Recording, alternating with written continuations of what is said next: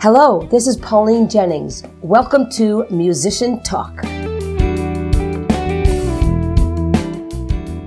I want to mention that there are many extraneous noises throughout this interview. I don't know what was going on with Zoom, but please try to ignore it and listen to what Dan has to say. Thanks.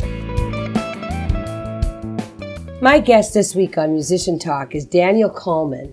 He is a composer extraordinaire, and he and his wonderful wife, Christine, have lived in Northfield for more than 30 years.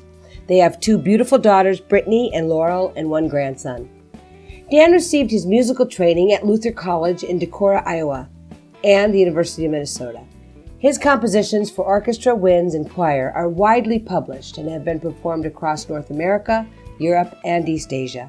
Dan has composed for the National Symphony Orchestra, the Air Force Academy Band, the National Lutheran Choir, the Minnesota Orchestra, a Prairie Home Companion, and a wide variety of vocal and instrumental ensembles, and so much more.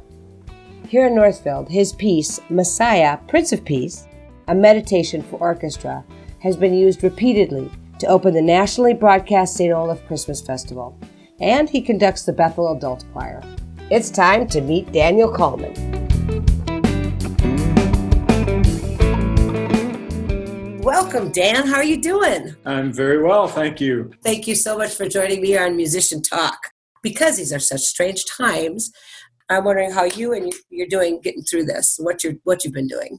I'm not a gigging musician necessarily, but for composers, those of us that self-publish anyway, we sell a lot of our own music, and I sell music primarily to ensembles. So I've been hurt by the fact that ensembles, choirs, bands, orchestras aren't meeting as ensembles. They're not able to, and probably won't be for some time until we get the vaccine or something, because singing is supposed to be one of the worst things, I guess, for spreading it, because you're spewing forth, Well, my church choir hasn't been meeting, so I was paid for 1 month that I didn't work, so I felt like I should contribute something. So I'm writing a couple for worship at my church. And then just some other projects that I've had laying around, which I now have time to get to. So that's nice. It's not like I have nothing to do, but right. Not making much money is true. But those people that you write for aren't meeting and aren't playing, so aren't needing new compositions. Right. Well, I want to start with just your early life and becoming a musician and finding out that you want to be a musician, or that you are, realizing that you are. When did you start to play, and what did you play first? Well, my father was a band director, elementary band primarily for 38 years. So I grew up, probably some of the first music I heard was either in church or listening to Sousa marches and things like that, because he really enjoyed wind music in particular. So the first instrument I played was trombone, and I'm actually trying to pull that back a little bit now. That's something else I'm doing during the virus time. But I started trombone in 5th grade in public schools with my father down in our basement, but that's what he did for a living. So he started all 6 of his kids on our instruments. And so I got a really good, really fabulous public school musical upbringing in Austin, Minnesota. They had just an incredible program there. In the 70s, when I was growing up, I had wonderful mentors. And so I'm very grateful for that. But I also was a singer, and I was a boy soprano and sang in church and other occasions. I wasn't in a children's choir or anything. There wasn't anything like that available. And I guess I would say, as a musician, I've been primarily a singer rather than an instrumentalist in terms of performing. I've done a lot of choral singing in particular, and some solo stuff. So. Okay, so when you started singing, how old were you when you started singing? Oh, my mom and dad tell me I sang the national anthem from the crib at age 1.5. Wow. They tell me this, but I wasn't, they didn't record it, so I can't prove it. Dang! Oh, that was great to have. I sang, the first solo I sang I remember it distinctly, it was in 1st grade in Plainview, Minnesota, a song called Dear Santa, Have You Got the Measles? It was at a Christmas program for the whole student assembly. And then I sang in a boys' quartet in 3rd grade, We Three Kings of Orient. I remember that too. And then I did a lot of solo work as a boy soprano until my voice changed. Not until the end of 9th grade did it change. So I had a kind of a long career. Then it ended abruptly with puberty. So do you remember how you felt when you sang as a child? Oh, yeah. Tell me about that.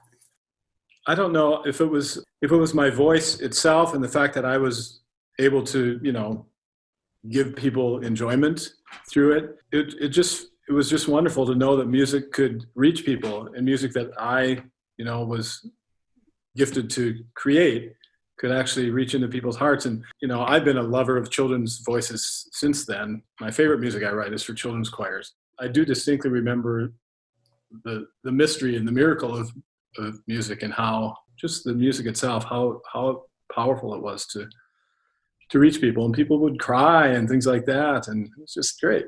So that's interesting. Usually you think of a child being so self-centric, but you actually, what affected you most was the effect that you had on people and their reaction to it.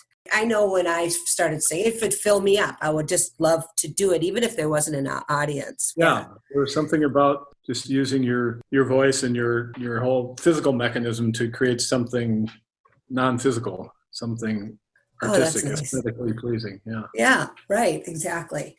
You sang solo work, then you started to play the trombone in 5th grade, then your voice changed in 9th grade, then what? Well, the first choral singing I did was probably in 9th grade. I was a tenor at that time. And I've done choral singing ever since then. Well, not so much lately, I've been conducting more, but once I started singing, I sang all the way through high school and college in some, really decent ensembles with some very fabulous teachers, and got to know music that way. And I think most composers, you start out as a performer, and you learn how music operates just partly through osmosis, because you're sitting in these rehearsals and you're hearing these other parts happening, and eventually it gets to the point where you think, maybe I want to try this myself. So that's how it was for me. So when was your first composition? How old were you when you wrote your first composition? Well, I think in maybe my junior year in high school, I started dabbling a little bit with arranging, especially. I arranged a folk song that the high school choir sang. I got to direct it on a concert, and I arranged some other brass music. I was still playing trombone, of course, so I arranged some brass music, and I even wrote a couple things in high school, but it was mostly arranging at that time, hymns or Christmas carols, folk songs, things like that. So I think that a lot of people don't really understand what arranging is. You see that all the time, particularly in choir music, where it'll say written by so-and-so and arranged by so-and-so. Can you explain that process to us?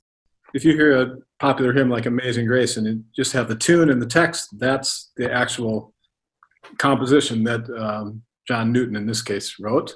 But other people, anytime you hear that done, if it's not strictly a solo singer singing the melody, there's some accompaniment with it possibly, and maybe piano, and maybe orchestration. That's the arrangement. So there's another person involved who takes the original tune and text, either just go straight through in one key or whatever and keep it very simple, or in the case of other tunes, Amazing Grace, you might not want to get too crazy with, but with other folk tunes or whatever, if it's a folk tune about laughing, you might, go into all kinds of different keys and have different tempos and things like that. So it's really recomposing in a way, but you have an existing melody and in the case of vocal music, text that you're working with to begin. So the text, to some degree, dictates how you arrange it, what kind of arrangement you do. Yeah, with vocal music, the text often, and with composing too, you're trying to shed meaning on the text through the music. So let's go back just a little bit again to your dad was a band director, and so you had music in the home. And do you think that you were raised differently because your father was a musician? And I guess the answer is yes, because no matter what we do, it affects the way we raise our children. But how do you think, I guess, is the question I have. How do you think that affected your home life when you were a kid? Oh, well, I'm sure there are many families where music is not really a part of growing up, and I think that's sad. Any child who's fortunate to grow up and either learn music by being a performer, singing or playing an instrument, or just their parents listen to a lot of recordings and things like that, I think it's really helpful for your getting in touch with your feelings and understanding there's a certain aspect to artistic expression that allows us to say things we can't really put into words often. Oh, yeah, exactly. That's so true. So you were fortunate to grow up in a house with music because it opened up your life to some feelings and be able to express and feel those feelings in a way that you wouldn't without music. Right, exactly. Yes. And I'm not sure I thought about it that concretely when I was in even in high school. I do remember distinctly in college, one of the first times I was in my dorm room in freshman year listening to a Tchaikovsky piece and having headphones on and just bawling my eyes out. And my roommate came in and said, "Dan, what's wrong?" I said, "Oh, John, it's just so beautiful, you know." And then that's when I really started thinking about the whole mystery of aesthetics, and then, you know, it's not just music, but all kinds of artistic expression, but especially the non-literary ones, music, dance, paint, sculpture, painting, where it's communicating something to us that's not verbal.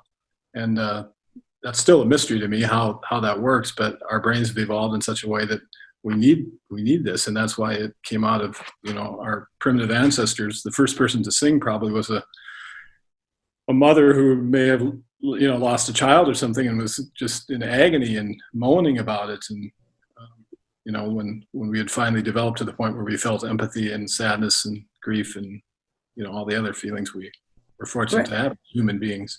Right. And on the opposite side of that, of feeling joy and feeling so overjoyed that song just happens. It just comes out. Right. I understand that. Yep. And it's not only the feeling side of it, it's also the development of the brain. And you work with children a lot, and I'm sure you know quite a bit about that learning in art and learning music helps every aspect of learning. All kinds of studies back that up. That's right. Yeah. You can see it in kids. You can see it. I mean, it's not just because, you know, participating in something like music, or, you know, it could be sports too, but anything like that keeps you off the street, but it also and gives you a purpose, but it does something, physically in your brain. Make it better. Exactly. To make the world better. So we talked about arranging, and that you start with arranging, and probably a lot of composers do, because to me anyway, composing is a black box that I do not get. I don't get where that comes from in a brain. And so I would like you to talk about that. But first, let's talk about the first song that you sent that you want to play here. And you can set it up and tell us a little bit about it and why you chose it. Well, I think one of the reasons I picked it, I think I already said that one of the favorite genres I compose for that's most satisfying for me is children's choir, because I just love hearing kids sing. I always have. And when they're singing really well, and when they're singing my music really well, you know, that's kind of the pinnacle for me. So the reason I chose this one, I think, is because it's one of my most performed children's choir pieces. I don't think the most performed, but it was one of the first times I wrote my own text, which I started to do more, especially with children's choir music, and with I've written my own text for a couple hymns and things like that, but with children's choir music, I've started to write some of my own texts, which makes the composing process different in a little ways easier, although it's more time consuming because you're writing the text, and that takes me a long time. But once you have it, you're free as a composer to make changes along the way if you want to. Right. So that's part of the reason, but also, I don't know, it's just I wanted to express something about the world and creation in this song for kids. And I also wanted to dedicate it to my first piano teacher, who lives in Northfield, but at the time she was my piano teacher in Plainview, Minnesota. Oh, that's weird. Yeah. Her name is Cora Schultz. You may know Cora, because she founded the Northfield Youth Choirs. Wonderful. The year we moved here. But anyway, I dedicated it to her for being such a mentor for children over the years. That is sweet. And the text speaks about creation and the need to preserve it for future generations. And I like to hear kids sing about that, because they're going to have to think about that. Well, it's most important to them. We'll be gone by the time problems really, really kick in. I was listening to it. I love the when. I love it when. So it's I love it when sets up the verses, and I love it when the wind blows gently, river runs freely. It's just a celebration of nature, and and you're right.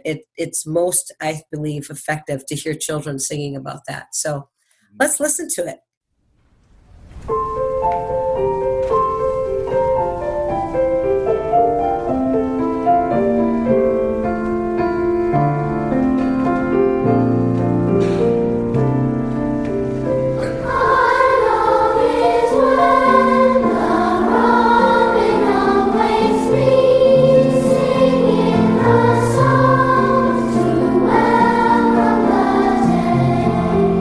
I love it.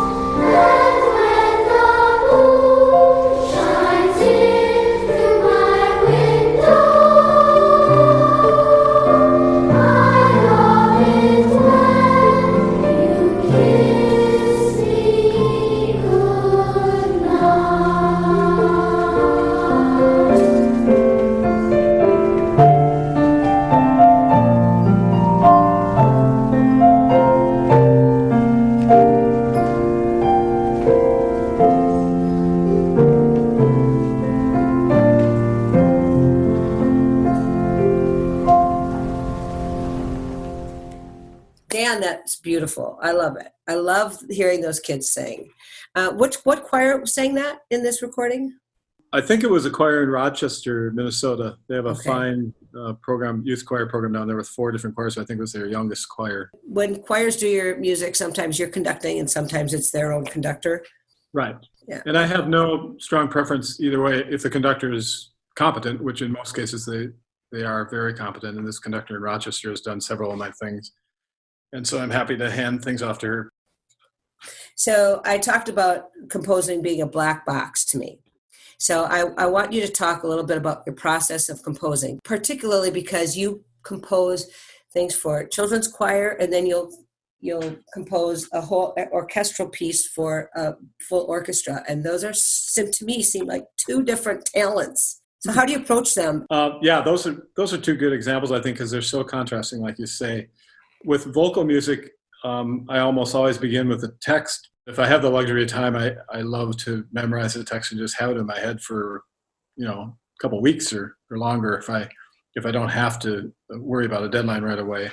So I can work with just the sort of the rhythm and the feel of the text, the mood of it, and the rhythm of it, and how that might manifest itself musically. And I carry a little voice recorder with me, so I'm often saying things into that or singing little tunes into it, and then eventually I get to the piano. But I'm not a fabulous pianist, so I don't usually go to the piano right away for anything. I try to stay away as long as possible and write down what I can off of my head.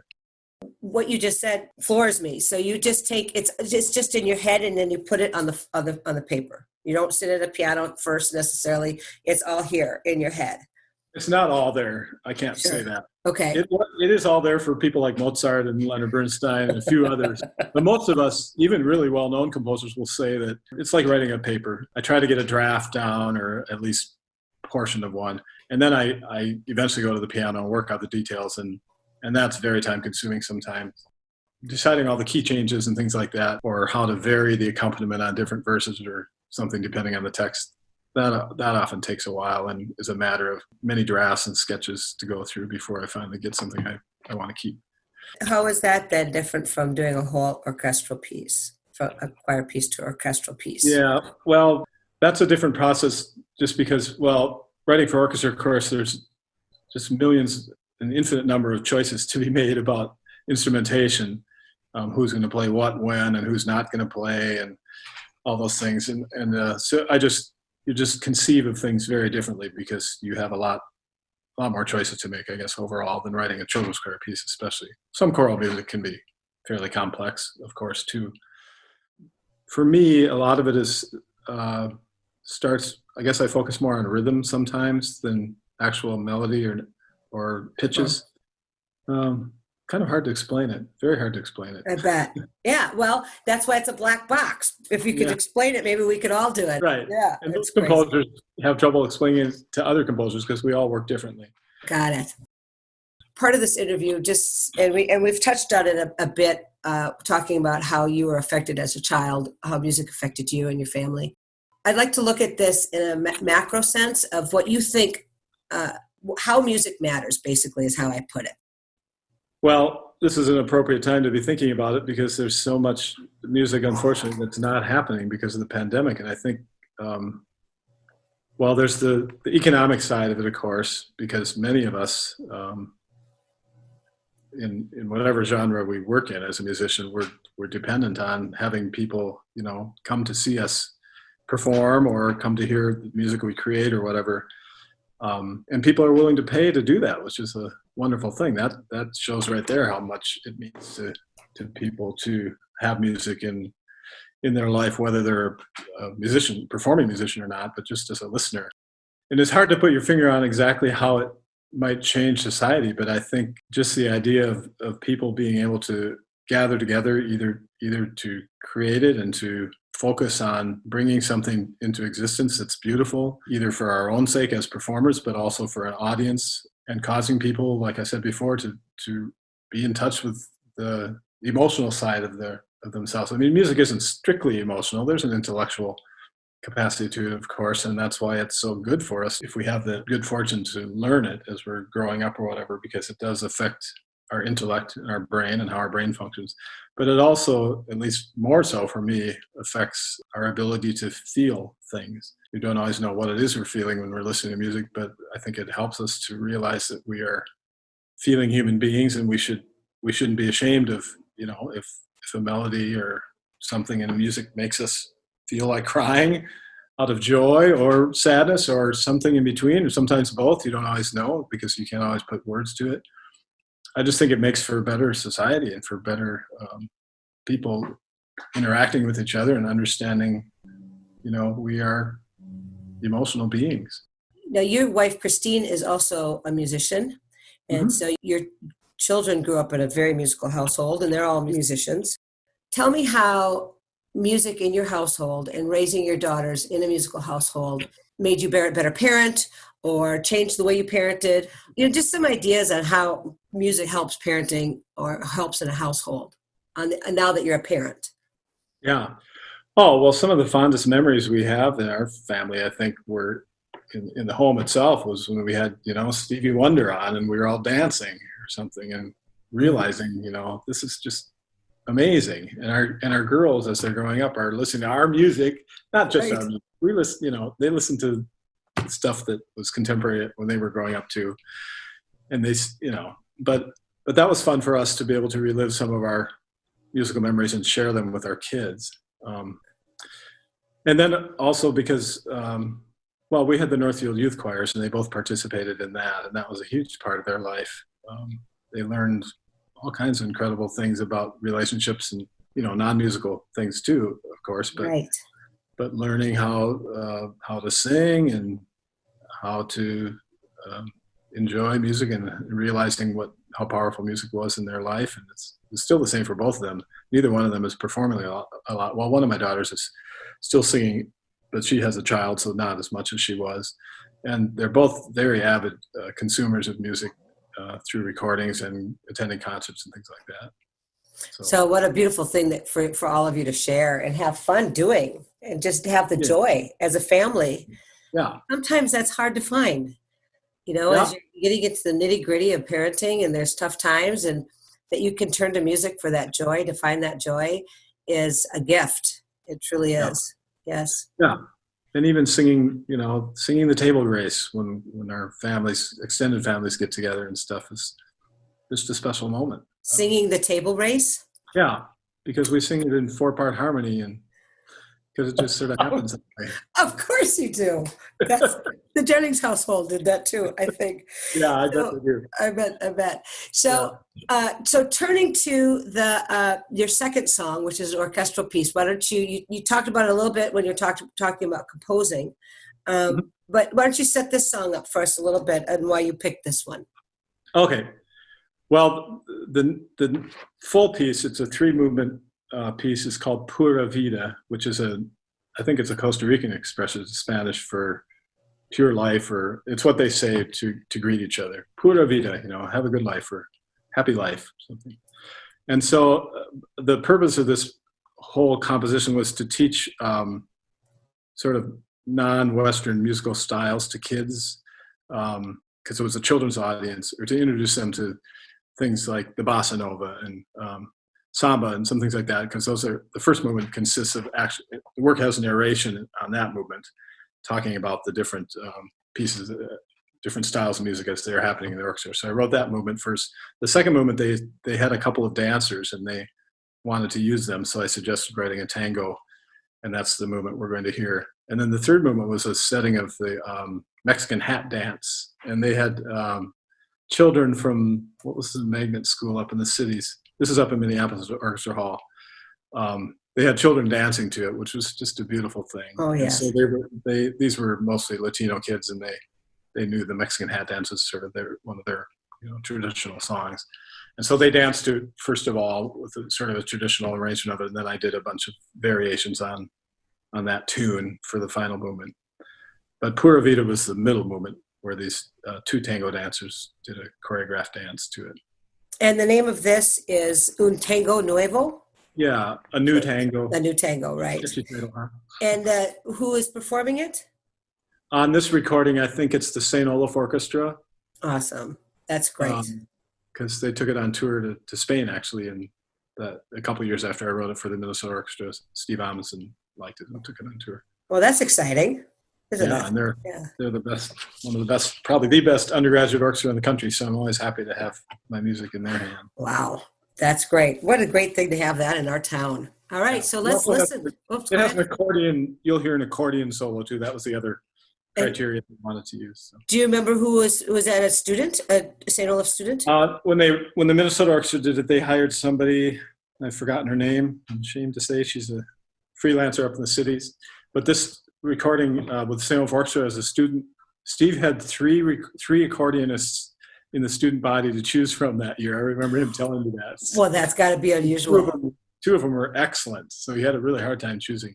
Wow, and that's Steve Amundsen, who's the conductor of the orchestra. And I can't remember the accordion player's name either. Sorry. Sometimes when you say Steve, they think it's my husband. That's right. The other Steve. Right, exactly. Okay, let's listen to Untengo Nuevo.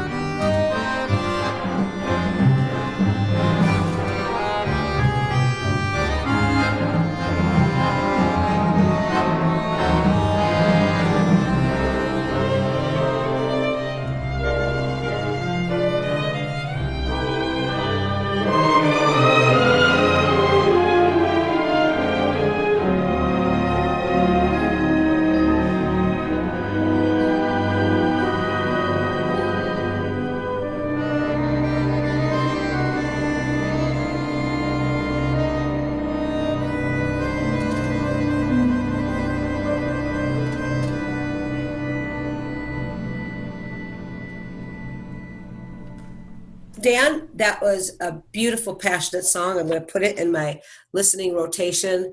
I loved it. We're almost out of time here. I want to give you a chance for some last words. Okay.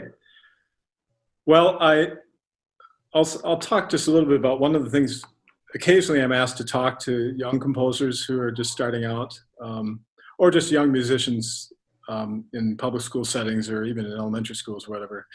And one of the things that I'm always encouraging people to do in order to develop their enjoyment of music is to listen to various styles of music. I mean, you might think that you only like a particular genre. You think, I like jazz, and that's really what I like, so I'm just going to listen to jazz the rest of my life. But boy, there's so much out there, and especially with access to recordings on the computer now and things like that.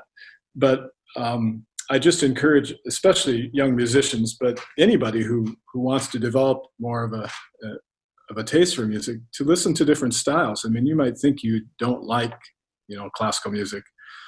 Or you might think you don't like country western or polkas or whatever it is, but within every genre, there are pinnacles of the people who do it the best, and people who create it the best or perform it the best.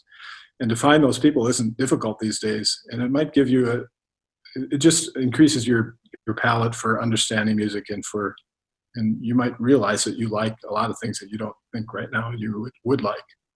And it just gives your life much more aesthetic enjoyment.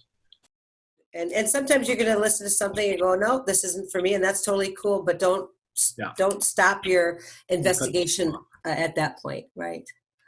Well, Dan, thank you so much for joining me and doing this interview. And it's wonderful to see your face because we do this interview on Zoom. Thank you so much. Thanks for asking me. I really appreciate it. Absolutely. Take care.